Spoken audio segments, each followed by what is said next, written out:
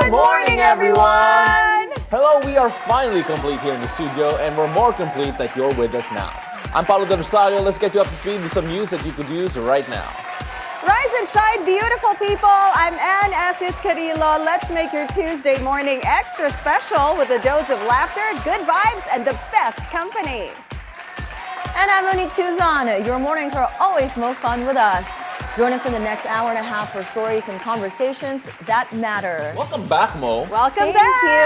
I'm happy to be back. So you actually spent the weekend taking care of underprivileged dogs. Yeah, I in, met a Bulacan. best friend who's three-legged. They were so sweet. They were literally the sweetest, and I was in heaven on earth because that's my dream, is to literally have a farm with all the stray dogs. So it was such a fun and such a blessing and humbling experience. How disappointed were you that sabi ni Anne pupunta siya pero hindi siya pumunta? So disappointed. That's why we're not friends. Just kidding. She said she was gonna come with me, and then she's like, "Just kidding, I'm not coming." I totally forgot that my brother had a birthday celebration. Which is worse. Yeah, I know. I'm like, girl. I'm so sorry, but The I'm dogs so are glad mad that at you. Really? When Oh they my see you, they'll goodness. bite you. There's like 205 dogs, they'll bite you. my Buti na lang naka-rabies shot ka. Oh, yeah. Who will either pick I'm an super safe. angry dogs or your angry brother, diba? I mean, So I had to choose my brother. Syempre, dun ako sa brother ko. I'm so sorry, dogs. I will visit you next time. We have to, and you have to come with us. alam mo, ang lala. But Why? yeah, sure. At least I didn't promise. I didn't say, at least. Kasi man of my word. Importante yun. And then yesterday, he said he had a sunny personality. Yeah, I did. Sunny personality. Yeah. No, I said kasi I dressed up as a sunflower for the Panagbagang Festival. Eh. No, you did not. Kasi He may, would. He may would've. float kasi yung Bilyonaryo Yeah, news yeah. channel We had a alongside float. I saw Mello. that, Right? yeah. And I was like thinking, but hindi tayo in-invite. I would have gladly dressed up looking like a sunflower. Yeah. That- With that's complete with a exactly- headpiece and all and petals. Well, that's and- exactly Or why no- I didn't invite you. Masisira yung float. That's what I told him. Like, Masisira yung float? Oh this my is God. why we will never get No, invited. because I'm like, it just looks, I can't imagine, Paolo, you can just be a thundercloud. Hoy, as our kakabalik mo weather lang. guy. Kakabalik mo lang. Umayos ka. You're gonna ruin all the flowers in the flower festival. Go back to your dogs. Thank you, I will. They're nicer than you. All right. So we're my complete and now we're more violent And the than ever. violence is Yes, here. absolutely. Walang sinasanto dito. Wala. We're all under attack. You know, speaking of violent reactions, baka ito maging reaction when you guys gas up today. Let's have some news. We start with some bad news. For those on the road, higher fuel prices will greet motorists at the pump today. Gasoline prices will go up by 70 centavos a liter. Diesel prices increasing by 40 centavos per liter and kerosene by 20 centavos a liter. Now, from soaring fuel prices, be ready to pay higher electricity bills next month. The Energy Regulatory Commission has approved an 11 centavo per kilowatt hour hike for the feed-in tariff allowance, or FIT-all. That's a uniform charge applied to all on-grid electricity consumers to support renewable energy promotion. The ERC explains the rate hike is necessary due to the depletion of the FIT-all fund resulting from low prices in the wholesale electricity spot market.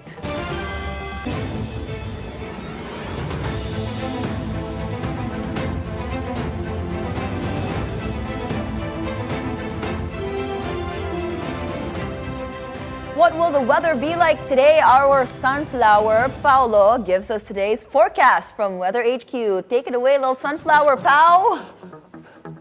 Sorry mo, medyo ang bagal ko kanina. But on to the weather, yes. Okay, so a mix of cool and warm air is causing scattered rainfall and severe heat across the country. Now, the northeast monsoon impacting Luzon will bring overcast skies with scattered rain showers and possible thunderstorms to the Cagayan Valley, the Cordillera Administrative Region, and Aurora. So these areas right over here. Now, the rest of Luzon, for the rest of Luzon, the system will result in partly cloudy skies with isolated light rains. Now, the easterlies now will cause cloudy skies with scattered showers and thunderstorms in areas like the Visayas, Northern Mindanao, Caraga, and the Davao region. Now, these areas could experience moderate to heavy rainfall, which may lead to flash floods or landslides. So all of these areas here affected by the easterlies all the way from Visayas down to Mindanao. Now, for the other parts of Mindanao, the easterlies will bring partly cloudy skies with isolated rain showers or thunderstorms.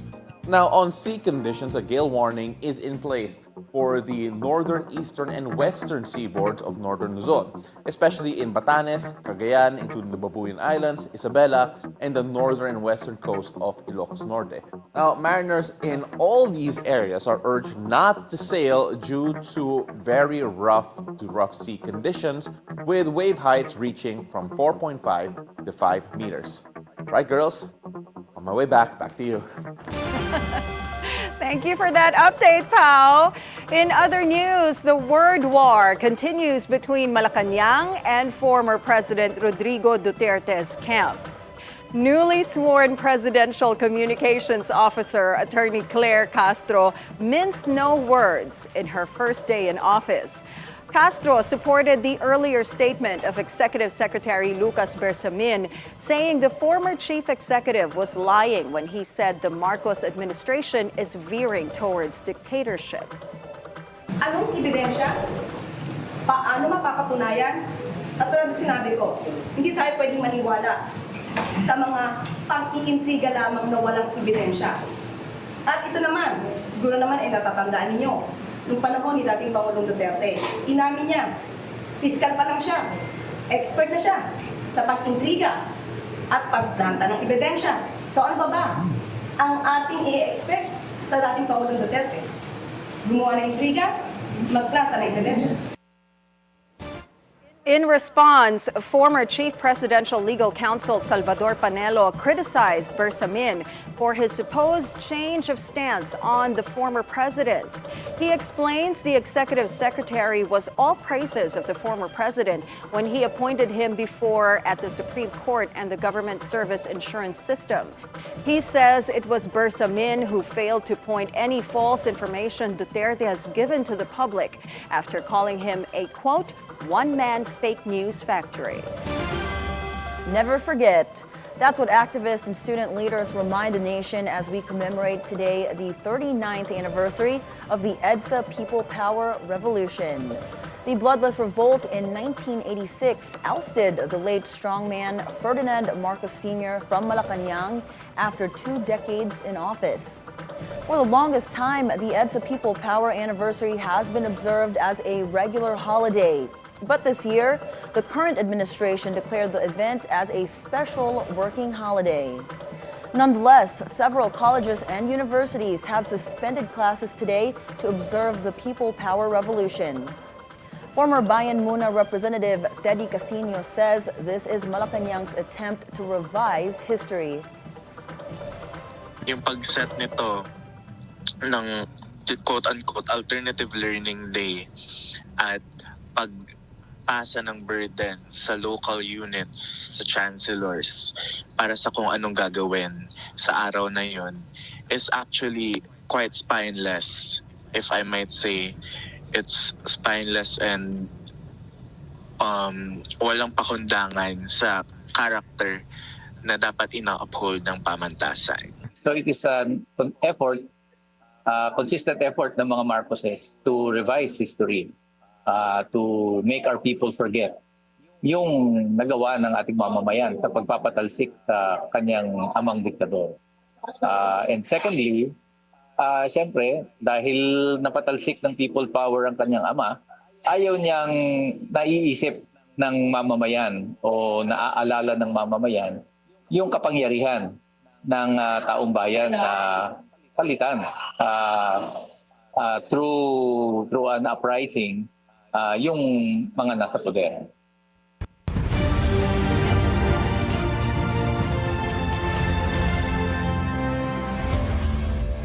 The Commission on Elections says 60% of the needed ballots for the May polls have already been printed.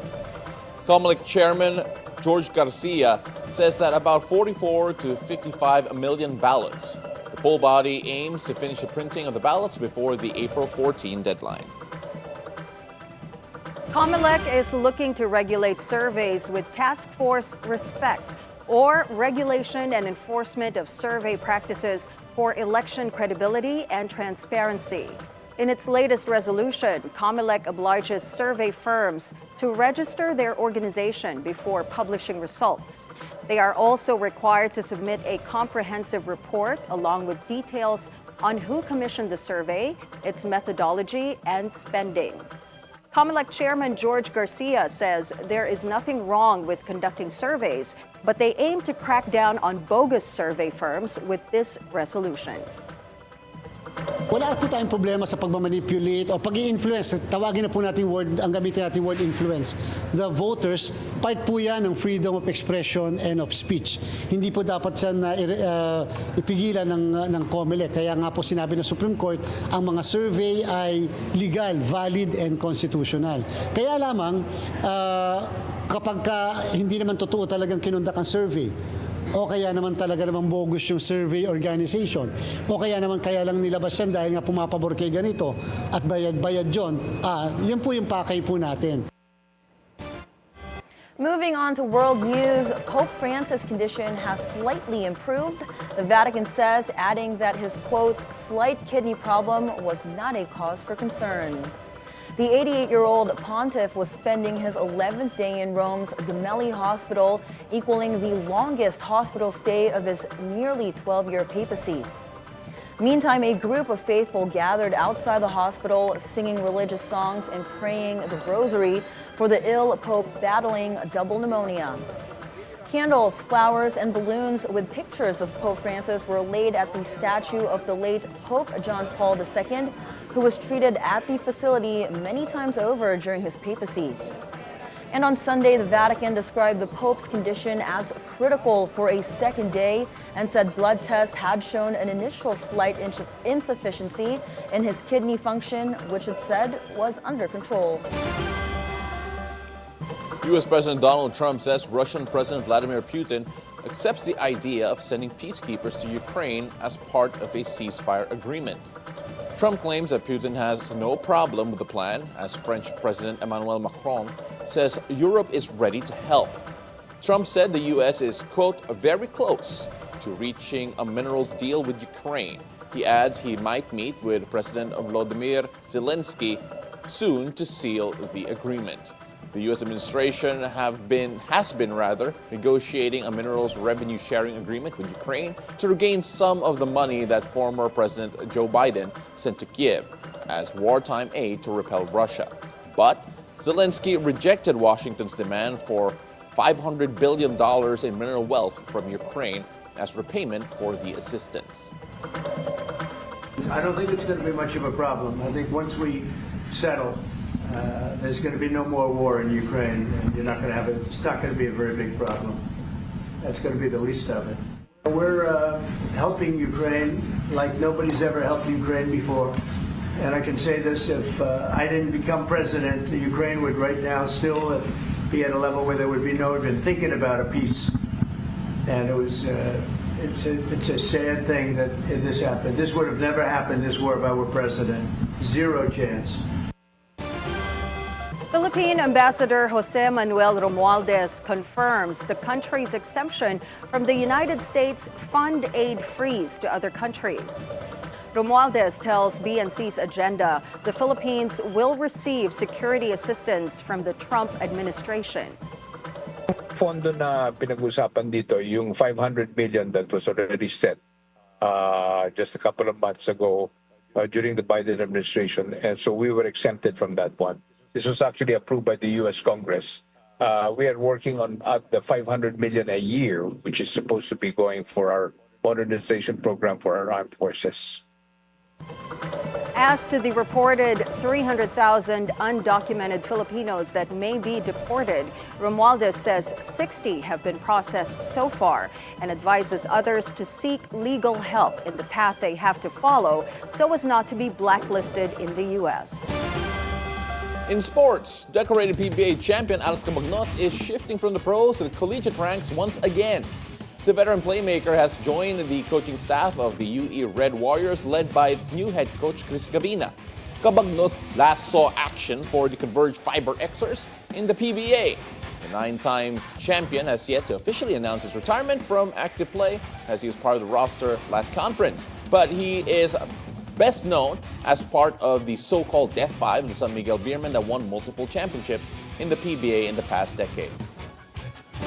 Now from the hard court to the cage, the Filipino MMA champion Joshua Pasio says he is open to a rematch with American fighter Jared Brooks. Last week, Pasio scored a thrilling TKO win over Brooks in Qatar to become the undisputed one strawweight world champion. In an interview on the scorecard, Pasio says the best is yet to come, adding the rivalry has yet to reach its peak. Kung titignan natin yung strawweight division, who's the best strawweights right now in the planet? It's just, I think, yeah, maybe there is, but two, me and him. We are still young. Yeah. He's in his peak. I'm in my peak. No, I'm not yet in my peak. I'm just 29 years old. Yeah. Long years ahead, so wala pang mag-retire sa amin din. Expect, we will see each other. We will see each other in the years to come. We got some sad news in entertainment. Roberta Flack, one of the most soulful and influential voices in music, has died.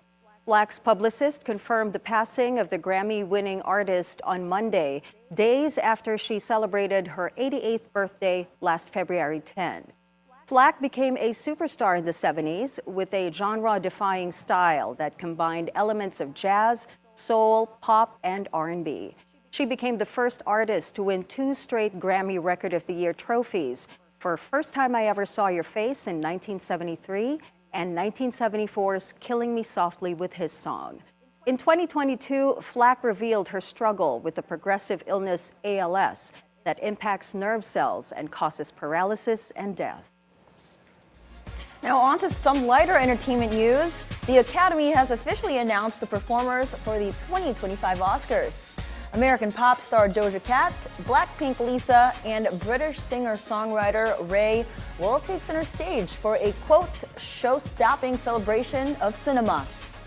Cynthia Erivo and Ariana Grande, who star in Best Picture-nominated film Wicked, are also performing at the ceremony.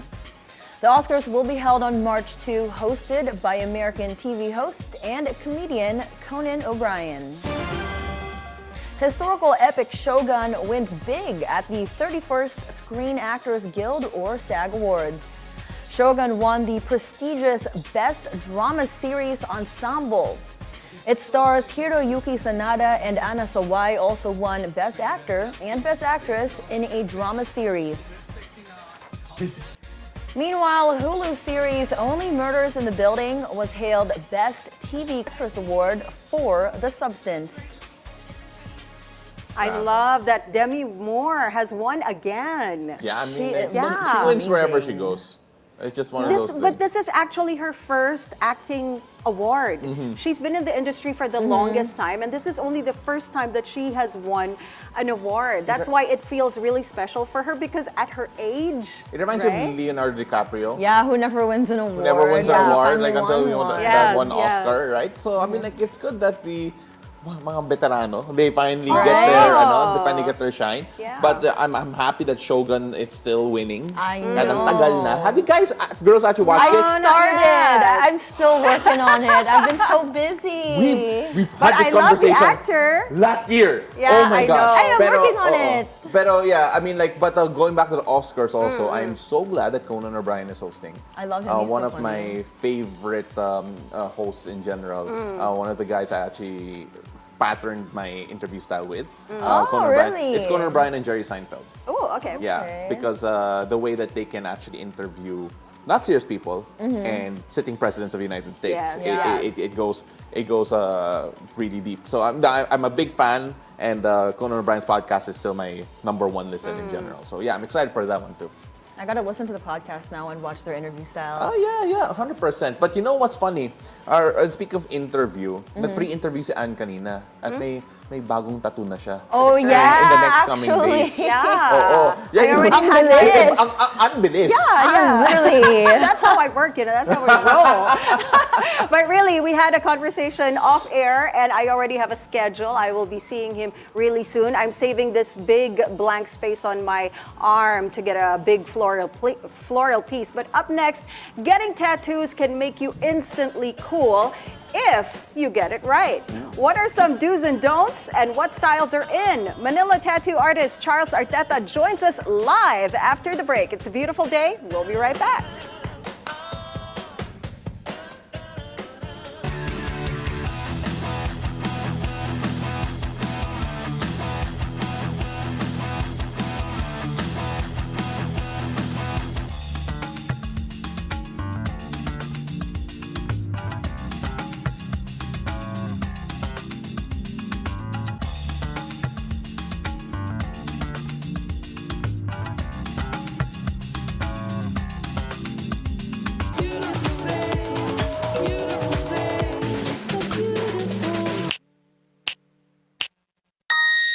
Everybody's entitled to his opinion. Pero pabor ako sa anti-political dynasty.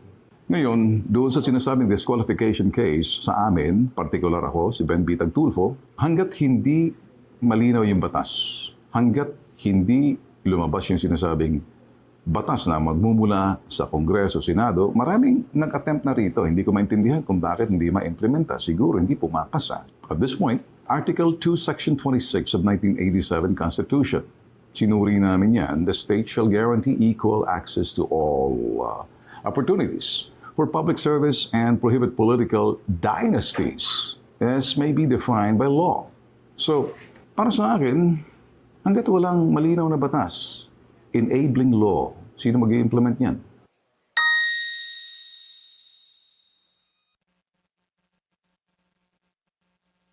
Ciao, mabuhay. You are watching The Word Exposed. Prepare our hearts as we dive deeper into our faith and receive the strength from God's Word. Join Cardinal Luis Antonio Tagle as he shares the reflection we need for the rest of the week. We pray that the Word of God would find fulfillment in your life and His blessings be always upon you. Every Sunday, 7 a.m. with replays at 3 p.m.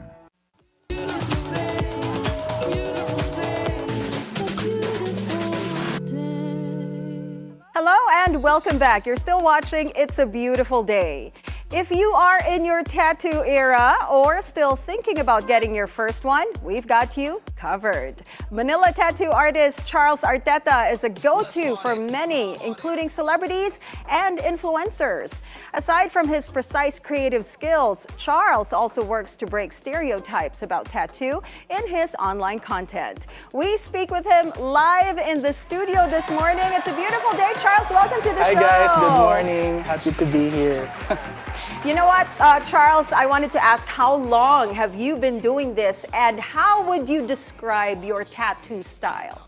I've been doing this for over 12 years now. And mostly my style is a combination of fine line tattoos and black and gray. Yeah, and mostly I do floral designs and ornamentals. But right now, I'm actually, even though I'm already tattooing for almost 12 years, parang I feel like na parang may kulang pa rin eh. So right now, I'm in the process of exploring new styles. Especially right now, I'm also teaching tattooing. So parang I want to expand my knowledge pa para I can transfer it to my students as well. Right. You say transfer to your students and expand your knowledge. You're learning and teaching at the same time. At the same time, yes. So when you're going through that entire process, are there any styles in particular that, oh, I really want to try and master this, and at the same time impart this type of knowledge to next generation ng mga tattoo artists? Yes. Kasi ako, I've known for floral designs talaga eh.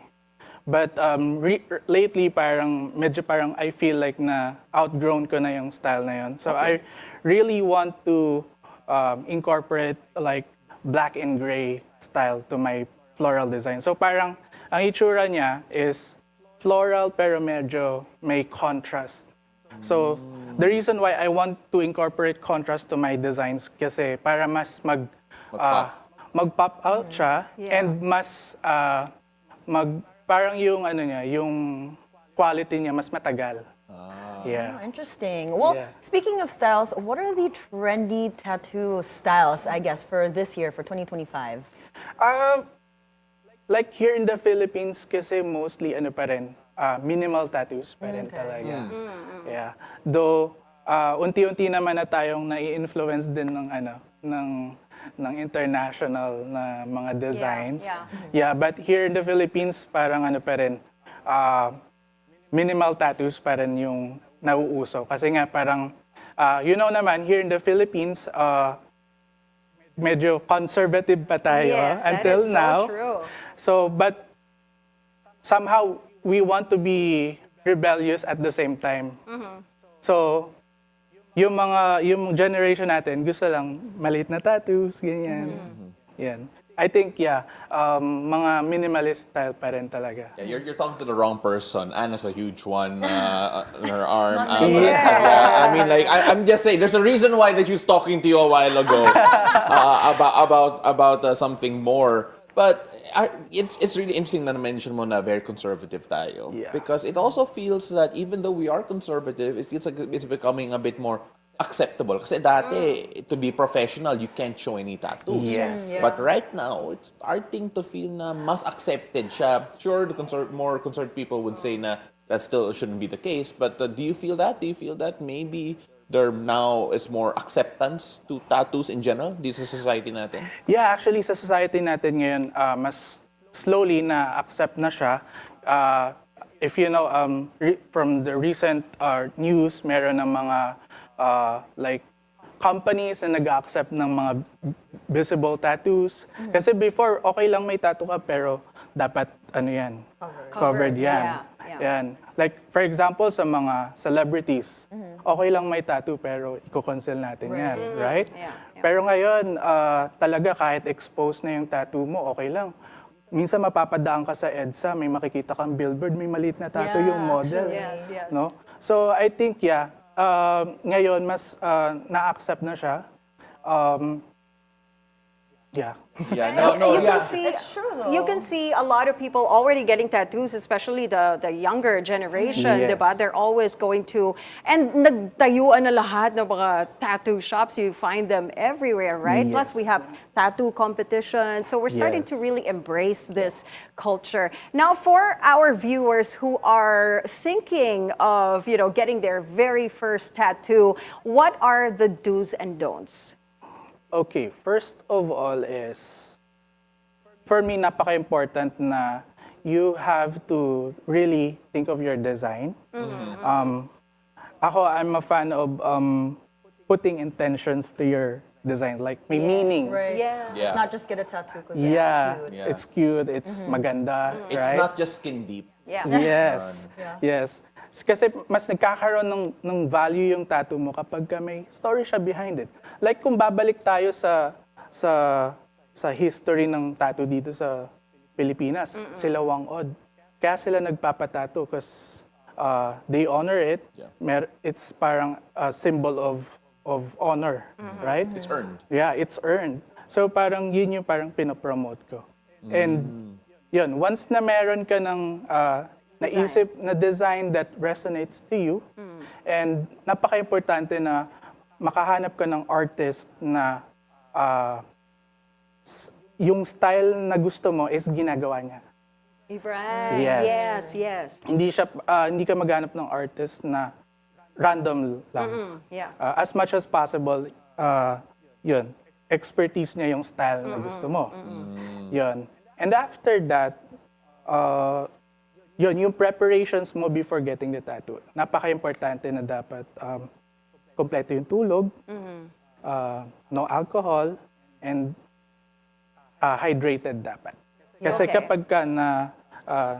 nalimutan natin yung tatlo na yun, pwedeng ma-compromise yung tattoo session natin. So, or mas like, for example, mas masakit Because of the siya. skin ba? Yung Mas condition ng skin? nagiging dehydrated kasi yung skin natin kapag kapuyat tayo. Right. So I actually got 2 tattoos from Wang Odd back in 2017, and I'm obsessed. But that's the stick and poke, right? So it's a different method. But what you're doing is the traditional method. So which part of the body hurts the most for our viewers if they're trying to decide where to get a tattoo and if they're sensitive? Yeah, mostly ang masakit na part ay mga Diba here? thin layers. Thin, Yeah, So and like here, right? mostly bony parts as well. Yeah, the rib is extremely painful for me. Personal experience. Yeah. Wala akong personal experience, girl. Sorry. But Charles, you mentioned everything has to have a story. Kung pwede, if you can give us a sample of what you have and what story, just to give us an example of what those are. Those on you right now, on your forearms in particular. What are the stories behind those? Siguro if you can give us an idea, so baka other people can reach out to you, understand the craft and the intention you put into your own work. Okay. Siguro, I want to tell the story of this hand tattoo. Floral siya, rose. It's obviously because I do floral tattoos. The background story of this is way back 2017. Sorry, can we show it to the camera? There's cam 1. Yeah. Ayan. Okay. So way back 2017, may nag-reach out sa akin, gusto niya magpa-tattoo. Trigger warning. Lumapit siya sa akin kasi gusto niya i-cover up yung self-harm scar niya. Oh, okay. Yeah. So gusto daw niya ipa-cover yan kasi every time daw nakikita niya, nare-remind siya dun sa mga bad experiences niya from the past. So sabi ko, okay, tulungan kita, cover up natin yan. During that time, she's still a student eh. So when I gave her the price, hindi niya afford kasi nga student lang siya. So parang sabi niya, babalik na lang daw siya next time. Pero parang naisip ko, ano yung pwede kong itulong dun sa bata na yun. Yeah. So, nag-reach out ako pabalik sa kanya. And sabi ko, sige, I'll do it for free na lang. Kasi gusto kitang matulungan. Okay. So, pumayag siya. And then, dumating na yung araw ng session. Nakakatawa kasi, during that time, nasira yung printer ko. Okay. Yung printer ko. So, hindi ako magaling mag-drawing ng florals. Okay. During that time. Di ako magaling. Yeah. So parang wala akong choice kundi to freehand the design. Yeah. So freehand ko sa kanya yung roses. And then, ayun, after na session, maganda naman siya and nagustuhan din ng client. And so yun na, after that, after a month, nag-reach out ulit ako sa kanya. Sabi ko, kamusta yung tattoo mo? So, when I ask my clients na, like, kamusta na yung tattoo mo, they usually say, okay naman, maganda yung quality, hindi naman siya nag-fade. Pero nung nag-reach out ako dun sa client na yon, hindi ko ina-expect yung response niya sa akin. Okay. Sabi niya sa akin, Kuya, I'm better now. Mas, every time na makikita ko yung tattoo ko, yung florals na yung nakikita ko, hindi na yung scar. And it really helped me with my mental health. Yeah. So parang ako, hindi ko na-expect yung yung response na yun. And doon ko na-realize na hindi lang pala ako gumagawa ng tattoo. I can make a difference din pala to my clients or to people that I meet every day. Yeah. So doon ako nagsimula with my floral tattoos. Doon yung parang pinanggalingan niya. So that was your very first freehand Yes. floral tattoo. Yes. Yeah. Had to get it right. Napaka-importante. Yeah. And ang ganda pa ng history of how it all started, di ba? So we're talking about, alam mo, isa pang misconception yun about tattoos kasi people think we just get it for aesthetic reasons, but sometimes it actually means something more. Like it's a part of your life or something like that. Kasi nga, like that one, some scars, they cover up scars. Yung iba naman yung mga, like my husband, he had like a heart thing done to him, and then dito pinasok yung parang tube. So he had that particular spot covered because he almost died. So meron siya talagang meaning na ganon, right? But we're talking about different styles, freehand, black and white. I think this is your area of expertise, black and white tattoos, or not black and white, black and gray tattoos, and then freehand or the traditional stenciled styles. What do you think is yung pinaka-timeless na kind of design? For me, yung timeless na design talaga is something that really represents you. Yung mga customized na design. Okay. Yung hindi siya galing lang sa internet. Okay. Ito yung something na different concepts na pinagsama together. Okay. So for me, yun yung mga timeless na design. Regardless kung anong style man yan, kung black and gray man yan, kung fine line man yan, or traditional. No? Ang importante sa akin is yung the way we design your tattoo.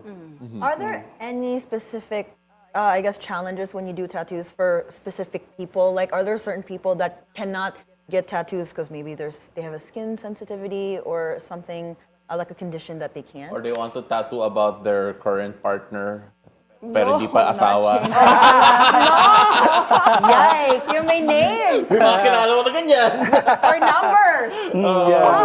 Yung mga ganun ba, you disagree with siguro yung intention nila or yung choices nila, but you end up still doing it? What's your, from an artistic point of view, and obviously from a business point of view, how do you approach situations like that? For me, kasi napaka-importante sa akin na I really support kung ano yung decision ng isang client. Okay. Whether it's kung yung consequences man yun sa kanya is bad. But at the end of the day, kung ano yung parang like yung goal mo, I'll help you with that. Yun. Pero yun, hindi ko rin pinopromote yung, alam mo na, yung This means you're asking me on a business perspective, hindi ko siya gagamitin for that story. I wouldn't use it for clout. Right. Yeah. Thank you for sharing, though. Yeah. Kasi That's so personal. at the same time, kahit na mali yung client mo dun sa ginawa niya, meron pa rin kayong what do you call this? Parang privacy. Yeah. Yeah. Yes. You shouldn't expose that to the public. No, parang and as much as possible maging neutral ka to both parties. Right. Yeah. Well, going back to my question, are there people though who cannot get tattoos? Yeah. There are some skin conditions na hindi talaga pwede. Pero the way I approach is kailangan talaga mag-consult ka muna with your doctor. If it's not pwede, I have to reject it or Understand. So for those who want to see more of your work and of course maybe reach out to you and try and commission a piece of work from you, where can they reach you? How can they reach you?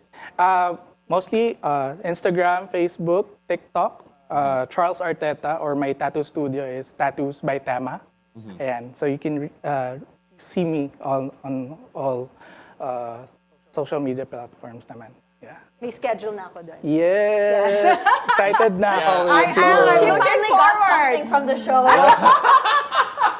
I will see you there. Thank you so much, Manila tattoo artist Charles Arteta, for joining us today. Thank you so much. Thank you, Charles. Sana matutuan ko kayo lahat. Yes, actually. I don't want another You got it. one. We're good. Okay pa ako.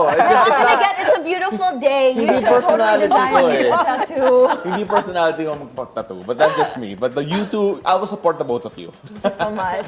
Thank you, Charles. Thank you so What's much. up Thank you. next, Mo? Well, up next, we'll talk to a single mom who's joined the Miss Universe Quezon City pageant. Stay tuned. You don't want to miss this.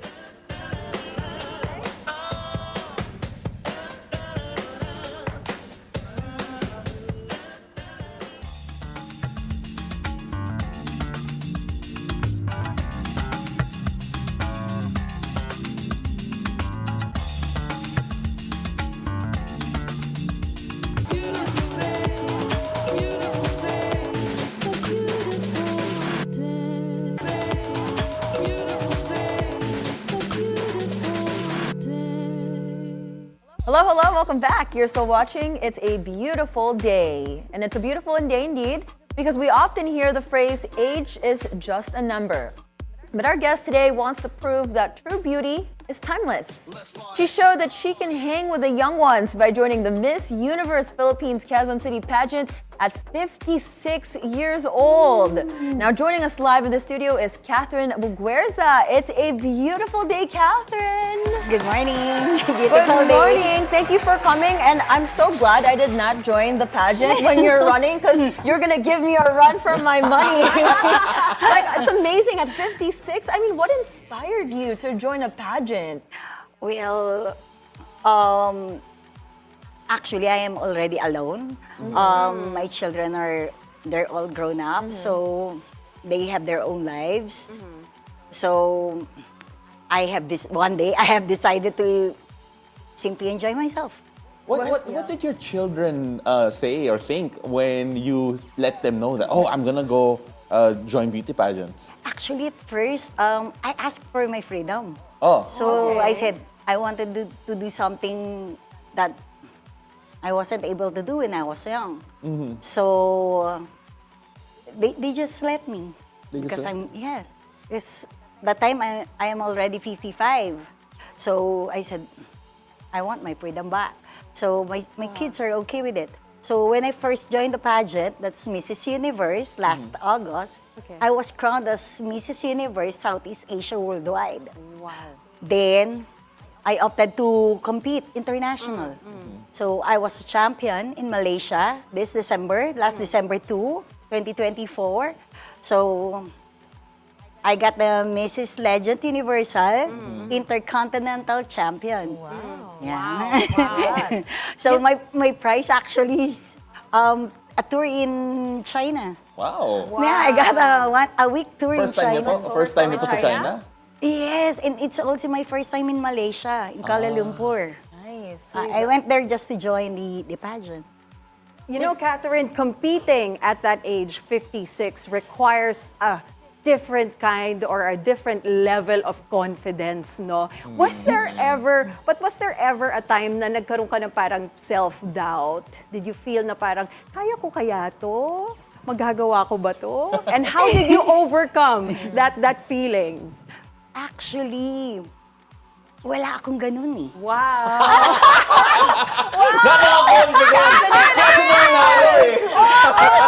Actually, wala akong ganun. So, when I joined Miss Universe Quezon City, they were asking, how do you prepare for this pageant? Yeah. I said, I don't. You just do. I don't. I pray. I ask for God's will, and that's about it. I mean, did you face any challenges, though, along the way that you had to really overcome and tell yourself, okay, I'm good enough, I can do this, or none at all? When in doubt, I always pray. But Yeah, that's always very prayer. seldom. Kasi I have faith. Wow. What keeps me is my faith. Okay. So, Trust and faith, maybe that's it. Miss Catherine, you're a veteran winner ka eh. I mean, you've won multiple times already in your young pageant career. And when you take a look at yung feeling, balikan natin yung unang panalo niyo po. Ano yung feeling na nung nanalo kayo when you were announced that you were the winner? Especially, medyo late yung decision mo na pumasok sa pageant scene. Nagulat ako kasi that was my first pageant in Mrs. Universe. Parang, when they called me, parang, ako yun! Talaga ako! So, hindi ba ako makalapit kaagad? So, I was... parang few seconds ka pa nakanganga, di ba? Parang, ako talaga yun! Kaya lang, parang nagkaroon ng glitch. They lost my crown. They lost your crown? Yes, because it was given this a first at saka second runner-up. So, sumunod kaming dalawa, we don't have a crown. So, but that's okay with me. Sabi ko, the crown is in my soul. So, maybe I won't be needing it. But eventually, they gave it to me naman. Okay. Yung crown. Wow, that's so That's my first funny. pageant, di ba? Oo. They lost my crown. Harvey ba? Parang Steve Harvey moment ata yun nangyari. But they finally give it to you. Parang dapat may press con. So, wag na siguro, we opted sa photo shoot ginawa na yung crowning. So, okay naman. So, sabi kong ganun. hindi ako pang Pilipinas. Pang-international ka. Yeah, right. Sabi ko, hindi ako pang winala nila yung crown ko, hindi. so immediately, I chose yung Grand the pageant. Kasi marami international, but I wanted is something big. Go big or go home. Yes. Yeah. So, yung pageant na nasalinan ko, Legend Universal, we are 70 candidates in Malaysia, international. Okay. Japan, Syrian, India, madami talaga. But they have categories there, 4 categories. So, napunta ako doon sa pinakamatanda, 52 to 75. Luckily. No, I'm not lucky. I'm blessed. Right. Yes, I am That's blessed. right. Now, Miss Catherine, I know with the territory, a lot of hate comes with this. And I know your journey has been a confident one and a very blessed one. But especially for your age, right? Like, I know there's a lot of people that are probably saying stuff. What do you say to those haters? Or do you even read the comments? Or what's your advice for people who are wanting to go in this journey like you? Siguro talagang sobrang swerte ko, tsaka sobrang blessed talaga. I don't have a basher. I don't. Seriously! Kasi my friends, I don't read eh. Okay, okay. My friends, they follow. Kasi when nagkaroon ng press ko ng Miss Universe Quezon City, so ang daming press. So sabi ko, at first pa lang, inunahan ko na, sabi ko gano'n, siguro naman hindi niyo pa ako ibabash, not yet, not at the moment. Sabi ko gano'n, kasi everyone there is 20-something. Right. The youngest is like 19 or 20. So yung pinakamatanda nila is 27. Tapos ako 56. So, sabi ko, ina-expect ko nung una, pero sabi ko, hindi to. But the press loved me. After the press con, talaga nagkakagulo yung press. I didn't even, hindi na ako nakapag-lunch. So, sobrang dami na nag-i-interview. Then the next day, I'm all over the news. TV, newspapers. Yeah. Talagang saya. So sabi ko, okay. Sobrang unbothered kasi si Mo, ang dami niyang haters. Wow, haters are my motivators. Yung last year yata na sumali ng Miss Universe, si Miss Joyce, she's like 69. Yeah. Alam ko marami siyang bashers. Like saying, nag-alaga na sana ng bata na lang. But actually, beauty queen siya when she was young. So, siguro minsan, sa prayers talaga bukod doon, siguro, the way you approach people, siguro ganon. Right. You know, you're seeing a lot of women over 40s succeeding in their game lately, no? Not just here in the Philippines, not just in pageants, but also in Hollywood. Like, see, Demi Moore, we were talking about that. This is her first time to actually win an award for her acting skills, but she has been in the industry for so long, and ang tanda na niya. Kung kailan pa siya tumanda, tsaka siya nanalo ng award, and that was actually her message to her fans. Parang she was encouraging people na even if you're already over 40, over 50, you still can achieve your dreams, right? Why do you think we see this happening in the world now? Yung mga women over 40, women over 50 really succeeding in whatever they're doing. Siguro, mas bold na ngayon yung mga older women. Unlike before. Parang they see themselves sa parang matanda na, mag-alaga na lang ng bata or apo, diba? So, ngayon parang mas yung self-love, siguro nakita na nila. So, parang kaya pa. Kasi before, di ba, parang yung lalaki sa babae, naging kaya na ng babae yung kaya ng mga lalaki. Yes. But now, iba na. Parang sa age na, parang not because matanda ka na, wala na. No. So, siguro yun yung nakita nila. Sabi nga nila, pwedeng late bloomer ka, but ang importante kasi doon is yung you didn't miss yung flower show. You may be a late bloomer, but you didn't miss the flower show. You still bloomed. Yes, di ba? Yes. So, siguro yun. May konting, siyempre, as you grow older, dumadami yung mga responsibilities mo. You mentioned you have kids. I'm not sure if you have grandkids ba po? Isa. Tapos, I have 4 kids and 1 grandson. And some people are wondering kasi minsan may a work-life balance eh. Sabihin natin trabaho yun na to. Is there a challenge in that regard, yung family life po ninyo and doing and pursuing being a beauty queen? Actually, wala. I don't do anything. I don't work. Wala na yung mga bata sa bahay. Hindi rin ako nag-alaga ng apo kasi they don't live in my house. Living your best life. So, so So parang, enjoying everything. Enjoying every moment. yes, parang nag-start ako ng, alam mo yun, parang you have rewritten your life. Parang sabi ko nga, parang I wanted to write my story this time. Kasi the last time, parang simple mother. Parang tutok ka lang sa bata. But this time is para sa akin na talaga. You mentioned it, simple mother. How would you describe yung life mo ngayon that now that you have started to rewrite it? Alam mo yung para kang dalaga. Para kang dalaga. May boyfriend na ako ngayon. Sana I love it, Catherine! That is why, nung una, nagpaalam pa ako sa kids ko, I want my freedom back. Okay. Kasi, katulad ng magbo-boyfriend ka pa, di ba? So yun, bukod sa, biro mo, nag-pageant ka pa, talaga ba? Yun, so, importante kasi na, alam ng mga bata yung gusto mo gawin sa buhay mo. Kasi pangit naman na nag-ulit sila, si mami naman, may edad na. May cute pang boyfriend, charot. Actually, matanda na yung boyfriend ko.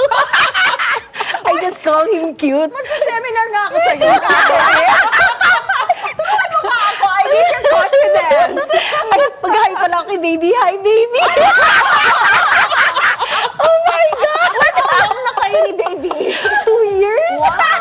Oh, wow. Congrats. But you know what, Catherine, for those who are watching, especially those who are over 40, over 50, and they feel na parang they miss their chance na to be able to get what they want in life, ano ang message mo para sa kanila?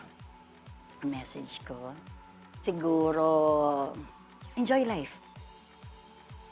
I never ask God for anything. When I pray, just God's will. Lagi ko lang sinasabi, Lord, I have faith and trust in you. So, I'll depend on your God's will. Okay. I depend on God's will. Yun lang. I never ask anything every day. I thank God every day. I ask for forgiveness. Baka may mali. Diba? Baka may mali kay baby. Charot. Tapos yun lang, beyond that. Basta always pray, enjoy your life, kasi yun ang bigay ng Diyos sa'yo. Right, Yun. right. Oh my gosh, Miss Catherine, this has been such a fun I love it. And like, you're so inspiring, so funny, so confident. We all need that every morning. Exactly. So thank you so much for coming on our show. Everybody, that's our beauty queen, Miss Catherine Muguerza and baby. Can I say something? Go ahead, go ahead. Sure, go ahead. This year, I'll be judging in Kuala Lumpur. Miss Legend Universal Pageant. I'll be in Kuala Lumpur this December. I am the national director here in the Philippines. So, you can join. Just contact me, Catherine Muguerza, through Facebook. And I'll be opening a page.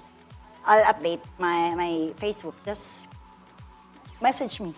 Oh my Thank you, goodness. thank you. Marami ka ng fans after this, I promise, Miss Catherine. Magpapaseminar nga ako Congratulations in advance at maraming salamat po. Thank you so much for coming on and sharing yung love at yung life mo. Kasi grabe, ibang klase yung tawa namin ngayon. Maraming salamat po. Thank you. Ay, thank you, thank you. Thank you, Catherine. So we've got more stories for you after the break. It's a beautiful day. We'll be right back. Keep it here on BNC, the Bilyonaryo News Channel.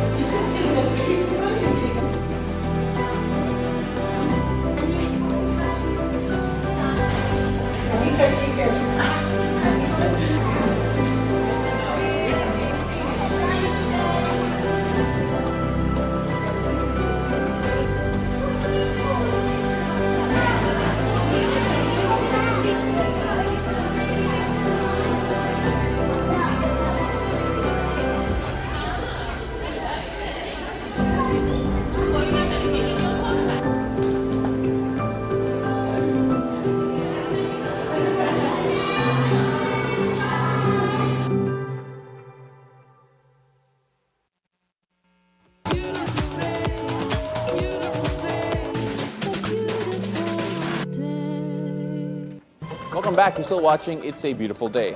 More news now. The newly installed Transportation Secretary is asking for the courtesy resignations of all the top officials at the agency. In his letter to the undersecretaries, assistant secretaries, and directors, Secretary Vince Dizon says this will give him a free hand in performing the mandate given to him by the president. The courtesy resignations are expected not later than February 26.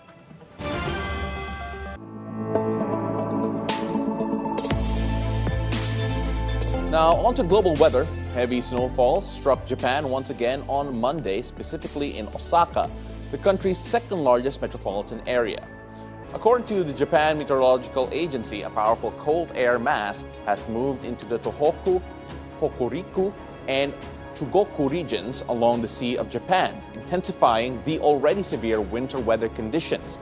The heavy snow has led to widespread disruptions, particularly in transportation, as roads and railways have been heavily impacted, causing delays and cancellations. Authorities are continuing to monitor the situation, urging residents to stay informed about weather updates and take necessary precautions to ensure their safety during this extreme winter event.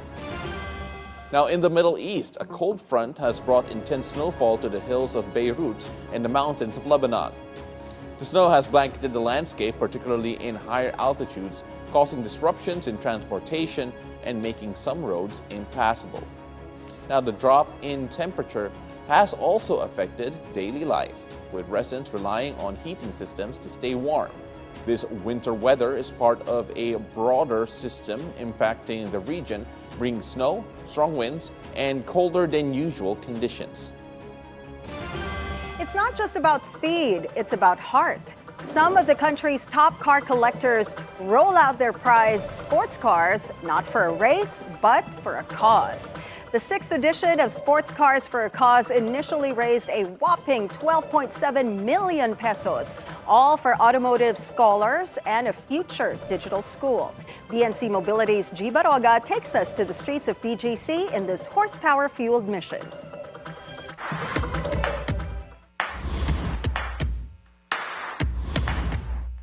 The Filipino car community feasts on sports cars, vintage cars, even electric vehicles, with over 200 on display here in the streets of BGC.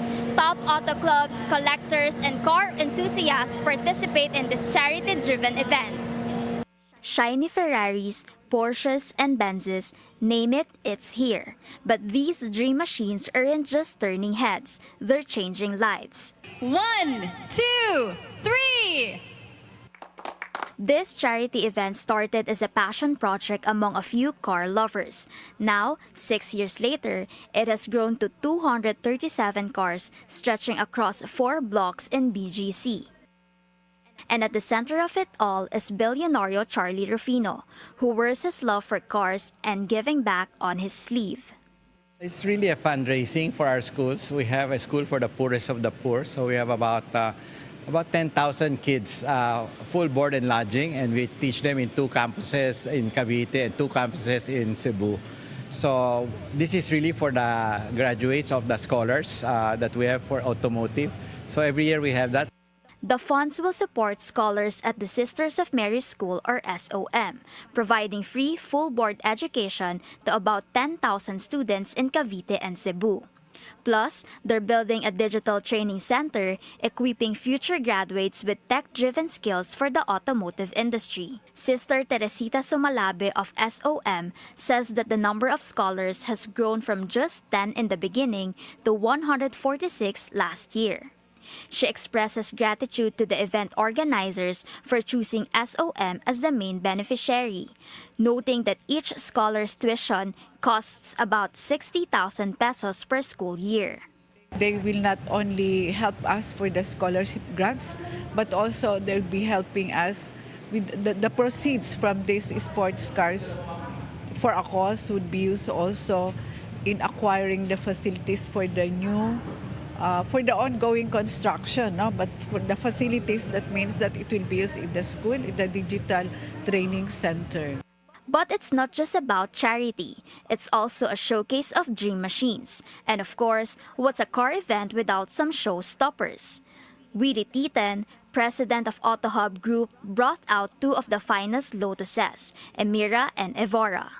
It's hitting two birds with one stone, right? You're helping somebody, okay, and at the same time, you're showcasing your cars, no? So it's for a good cause. And at the same time, you get to meet a lot of people here, old friends, new friends, and future friends. So that would be a great event for all of us.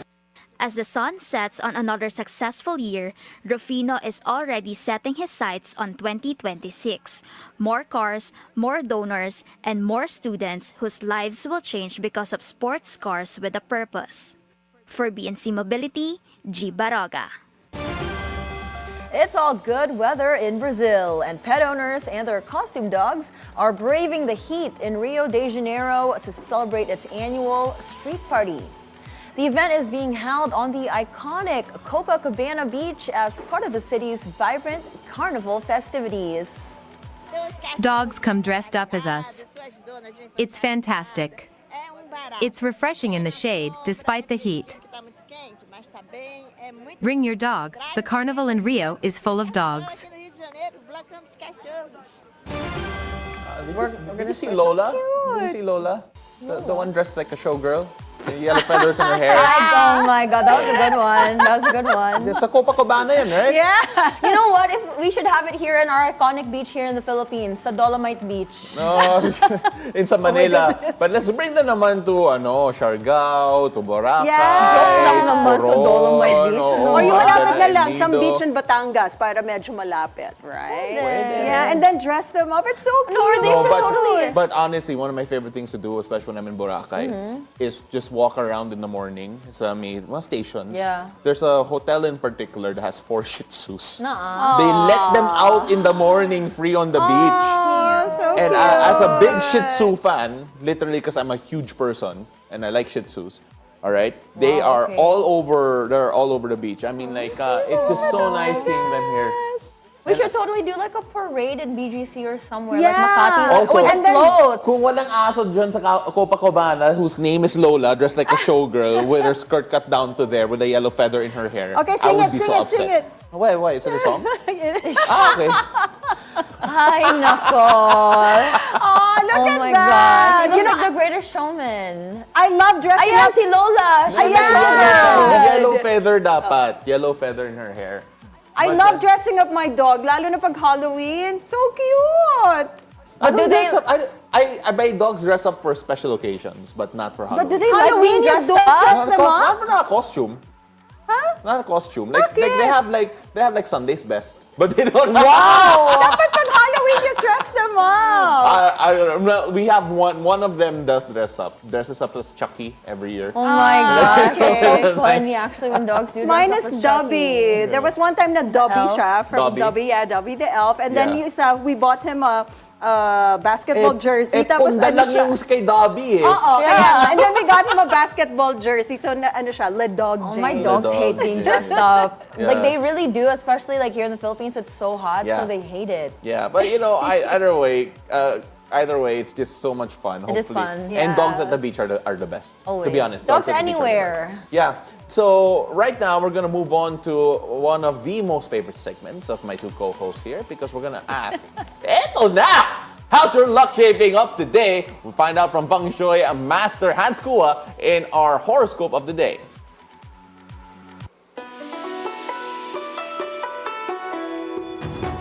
Good day! It's a beautiful day with me, Master Hans ko. At ito po ang horoscope for the day sa araw ng Martes, February 25. Para sa mga pinanganak ng Year of the Rat, subukan ang multitasking para kumita ng extra income. Yellow at 3. Sa Oksabana, magiging masaya ang relasyon kung ikaw ay magkakaroon ng mas mahabang pasensya at pag-unawa. Red at 5. Kay Tiger naman tayo pagkakaroon ng tamang attitude ay magdadala ng magandang rewards. White at 7. Kay Rabbit naman tayo iwasan ang matagalang pag-upo. Maglakad-lakad tuwing breaks sa trabaho.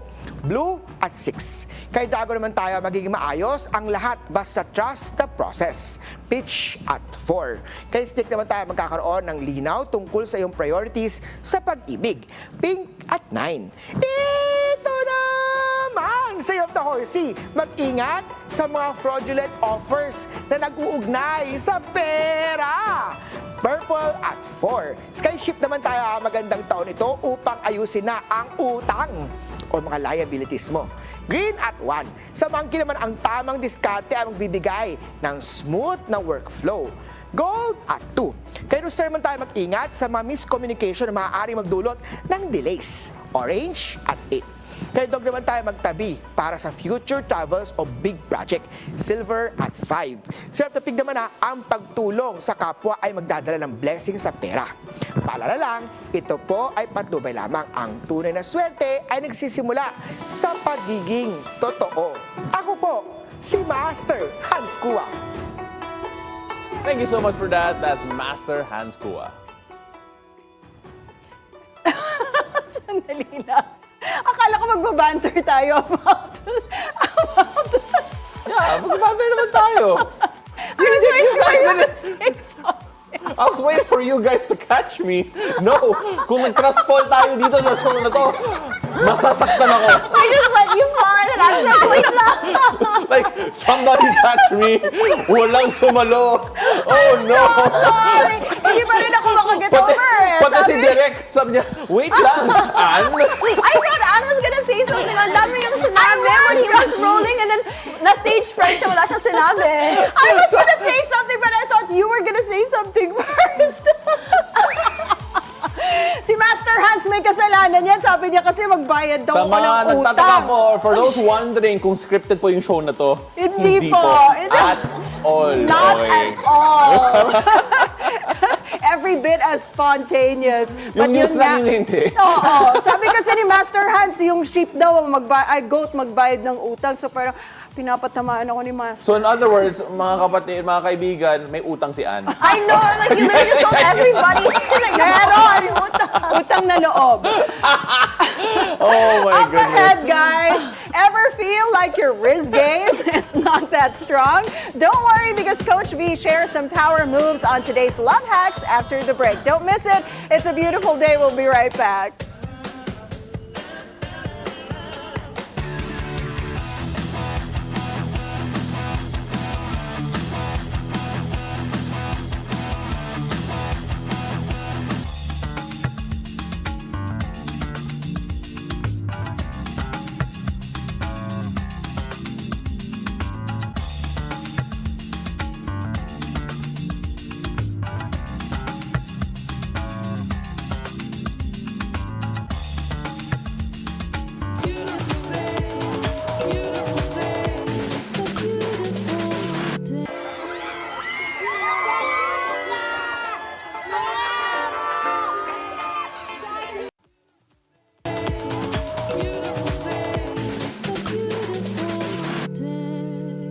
Hi there and welcome back. You're still watching It's a Beautiful Day. Dating coach V. Antonio is back on the show for Love Hacks to teach us the art of seduction. Take it away, Coach V.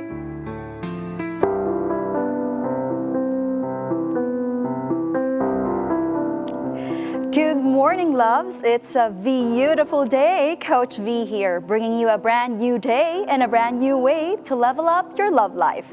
Welcome to Love Hacks. Ever met someone who wasn't the richest, best looking, or even the smartest, pero for some reason, people are drawn to them. Napaka-effortless. Parang lahat ng gusto nila dumadating lang sa kanila. You know, loves, it's because they don't chase, they attract. Most people think seduction is just about romance. Real talk lang the truth is seduction is about power. It's the ability to make people want more of you, whether in love, business, or social circles. No one breaks it down better than, of course, the author of The Art of Seduction, Robert Greene. So today, my loves, let's talk about 5 power moves that can help you stand out, turn heads, and command any room you walk into. Robert Greene says, everything is judged by appearance. What is unseen counts for nothing. In short, people don't fall for the best. They fall for the most fascinating. The most sought-after people are not always the most skilled, but the most unforgettable. What's si Anne? See what I did there, Anne? And the most charismatic, not always the loudest, but the most intriguing. Ooh, the most chaste, they're not always the most available. They're the ones that are hardest to figure out. Monique, if you had... Dapat sila. Monique, if you would have to choose, diba, would you rather be the person who is very good at what you do or the most magnetic person in the room? The most magnetic person in the room. Because Coach V said you can always attract them. You can know what you're doing, but attracting and having that magnetic charisma, it's something else. Don't chase. Yes. Don't chase. Don't chase. Never. I love it. Thank you, Monique. Well, right now, let's break down the 5 power moves that can help you win in love and in business. Power move number 1, yung power of mystery. Make people chase you. Sabi nga ni Robert Greene, too much familiarity kills desire. Once people think that they know everything about you, the seduction is over. How about you guys? Sino sa inyo yung may ka-chat na super tagal na, no? Exciting noong una, pero nung nalaman mo... Kuya, nung nalaman mo na lahat about them in 1 week, di ba parang biglang nawala yung thrill? Kasi alam mo na memorize mo na sila eh. That's exactly why, loves, you should never reveal everything all at once. Yan ang advice ni Robert Greene. So, let's test this. Anne. Yes. If someone asks you about your weekend, ano yung mas interesting na answer? A, oh, I just stayed at home, nothing much. Or B, it was unexpected. I ended up somewhere I wasn't supposed to be. So who do you want to hear more from? A or B? Unexpected. I knew she was gonna do that. I literally knew she would do that. Tama yun. Unexpected. Yes, because her answer, no, letter B, it drops a teaser. It makes people curious. So instead of saying sa mga single, instead of saying, I love adventurous dates, say something like, one time I just booked a trip to a random country. But that's a story for another time. Oh, my teasing, di ba? In business naman, instead of, oh, we're really good at what we do, you can say something like, well, there's a reason our clients never leave. You'll see. And so, loves, after that mystery, let's go to what we call the push and pull effect. This is how you can make people want more of your presence. Robert Greene says, once people get used to your presence, sometimes they take you for granted. But if you suddenly disappear, they panic. Napansin nyo ba, loves, na the more you'll always available for someone, the less people appreciate you. Do you agree with that? Have you had that experience in your life? Kaya nga bigla akong aalis dito. I will vanish. And then people will look for Anne, of course. Will they? Yeah. Good. Grabe naman kayo. Grabe naman mo. Pero scarcity, diba? It's about scarcity. Yeah, The more absolutely. scarce something is, the more valuable it is. Very good. Kung sino yung namimiss mo, yun ba yung palaging nandyan or yung biglang nawawala katulad ni Anne tapos nagpaparamdam ulit? Parang hinahanap mo sila. So let's try this.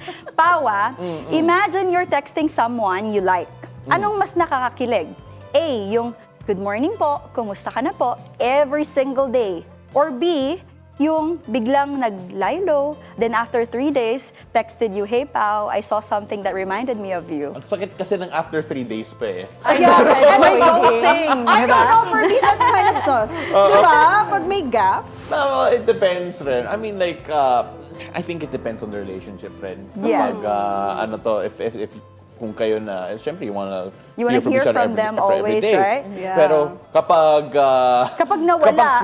kapag kayo and then you only text each other or communicate every 3 days, be worried naman ng slight lang. Oo. But Pao, the art of seduction goes like you text them every day tapos bigla kang mawawala and then you resurface. So during that time na nawala ka, they will occupy your mental space kasi magtataka ka, nasa na yun? Ano nangyari? Nasagasaan ba? Nabasag yung cellphone? So, my loves, instead of over-texting, over-sharing, or over-showing up, let people feel your absence naman and watch them running back. Scarcity builds attraction, just like my co-host said, and absence makes the heart grow fonder nga, di ba?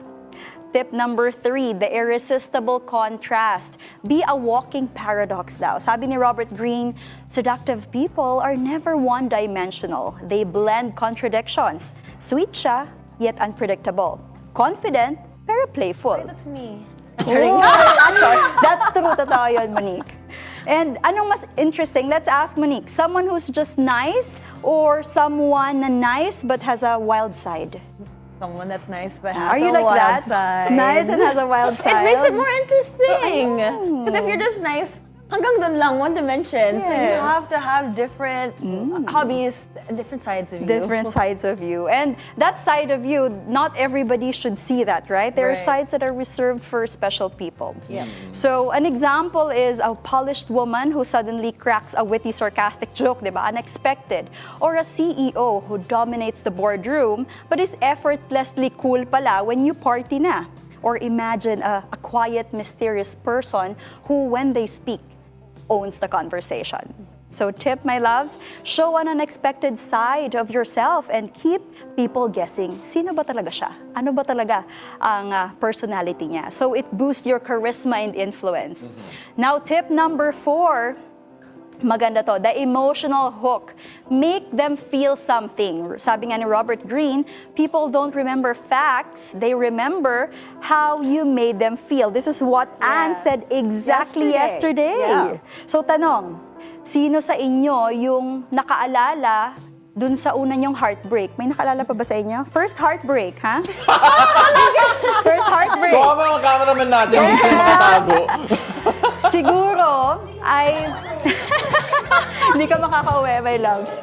So siguro hindi nyo maaalala yung exact words kung paano kayo nag-break, pero mararamdaman at naaalala nyo pa rin yung feelings. It's painful, di ba? So let's test that. Mo, again, which statement grabs you more? Yung kapag sinabi, oh, I have a dating business. Or kapag sinabing, well, I started my dating company with nothing. No money, no connections, laway lang ang puhunan. Alin yung mas may impact doon? The second one, because I don't know what that means. Laway lang pahunan. I'd be like, what? Please translate in English. Oh my gosh. Saliva is the only... Oh my gosh, Is paano the nga yan? only... Ano, only capital. What's puhunan? Oh, saliva is the only capital, literal. So that's more interesting. Because I'd be like, I started a business on the strength of my word. okay, so obviously that With one. nothing else, right? Yeah. Because whether in dating or business, tell stories, not just statements. And that's what makes people remember you. Ang galing ko mag-translate, sorry. Your translation was better than mine. Google Translate. Nagulat ako doon, hindi ko in-expect na hindi pala. Next time, English only, please. I always learn Tagalog here, so I love it. Keep it coming. Now you know what laway lang ang puhunan means. Yes. Right? Will I use it? Let's see. Right. And loves, the last tip, last power move to be more seductive. The law of certainty. Confidence wins every time. Sabi nga ni Robert Greene, confidence is the most powerful seduction tool because people mirror what you project. So, sino mas nakaka-attract? Yung laging nagdadalawang isip o yung kahit hindi siya pinakagwapo or pinakamaganda, pero alam niya kung ano ang worth niya? Now, my fellow host, which sounds better? A, kapag sinabi niyang, oh, I think I'm okay, I guess. Or B, if somebody tells you, I've worked on myself and I know that whoever I'll end up with will enjoy my company. B. Because you're owning your own space. You stop seeking for approval and you start setting the standard. Nakakataas ng respect and attraction. Now, loves, seduction isn't about looks, money, or fame. We've learned that it's about presence. Master these 5 moves and watch what happens. So remember, mystery, to keep them guessing. A little bit of push and pull para you be present and you disappear. Yung contrast para unpredictable ka. Yung emotional hook para people would always want something more from you. And most especially, confidence. So you own your worth. Which one will you try, loves? Comment on Bilyonaryo News channels, YouTube, Facebook, and on Instagram. This is Coach V giving you real talk about real love and life. Loves, now you know seduction isn't magic, it's a strategy. Now own every room you walk into and see you next time on It's a Beautiful Day. Love you. Bye. Favorite hack of all the 5? I like the emotional hook. Why? I like making people feel something. Oh, I love that. Yeah. That's her branding The talaga. way you said that. I love the way she said it too. How about you, Mon? Confidence. Hindi ko na feel. Sorry, I like the confidence part. Confidence. Because I feel like if you're confident, it attracts people and you know what you want and you know your worth. So you're secure in yourself and in turn, you know you have a standard that you've set and you're not gonna just settle for anybody. Right, right. Ako push and pull kasi mahirap siya eh. Ooh, Mahirap push kasi, and pull. you know, being absent. It's so, kasi sometimes it takes so much more effort to be present. Right. Yeah, Right? yeah. So when you're intentionally absent, at one point are you actually being I feel like that's a offensive? tricky Kaya nga eh. strategy. That's why I'm intrigued by Yeah, that eh. Kasi yes. yan yung pinakamahirap ata. I know. Correct. But, They call it push and pull here, but actually you called it being strategic with your presence. Because you want to be present because we trust people that we always see. But at the same time, you don't want yung over-familiarity. Kasi diba, you know what they say, over-familiarity breeds contempt as well. Absolutely. And on that note, Coach V, maraming salamat. We will see you again next time in the hottest segment of this show. Maraming napapaaway, pati yung cameraman namin. Minsan nga, hindi na sila pumapasok kasi natakot sila kay Coach V. Eh. Wala na kasi kuya. Alright, that's it for us this Tuesday, February 25. Yes, Alan, that was for you. Yes. Ako po si Paolo del Rosario. Thank you very much for joining us. I'm Anne Asis-Carilo. Thank you for making us your daily morning habit. Always remember to choose joy and spread love and kindness wherever this day takes you. And I'm Monique Tuzon. Have a great Tuesday ahead. Join us again tomorrow at 7 a.m. to 8:30 a.m. only here on It's a beautiful day.